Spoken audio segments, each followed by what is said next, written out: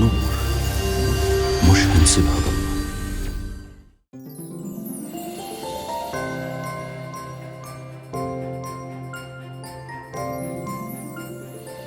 دايما في الكريسماس الأطفال بيبقوا مستنيين الهدية اللي بابا نويل هيسيبها لهم تحت الشجرة.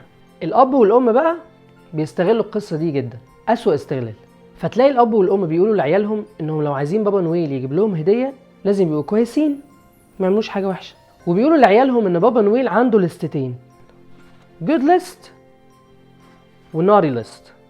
لستة بيكتب فيها أسماء الأطفال الأشقية اللي ما سمعوش كلام بابا وماما فمش هياخدوا هدية، واللستة التانية بيكتب فيها أسماء الأطفال الكويسين اللي سمعوا كلام بابا وماما وهياخدوا الهدية. فبنفضل نقول لأولادنا يسمعوا الكلام ويبقوا مطيعين ويبقوا كرمة، ما يكذبوش ويشكروا على كل حاجة وهكذا. بس زي ما احنا بنقول لأولادنا على الليستتين دول، عايز أفكرك النهاردة إن في لستة أهم من دول بكتير قوي. الليستة دي لو اسمك مش فيها هتخسر أعظم هدية ممكن تاخدها. بس هدية مش من بابا نويل، لا، دي هدية الهدايا، الهدية اللي الله قدمها لينا كلنا من خلال يسوع المسيح، هدية الحياة الأبدية. وصدقني زي ما احنا بنتلكك لعيالنا علشان يناموا ليلة العيد مطمنين ان اسمهم اتشال من الناري ليست، ربنا كمان مستنيك بفارغ الصبر ان انت تاخد قرار تعيش معاه علشان يشيل اسمك من تعداد الموتى ويكتب اسمك في سفر الحياة.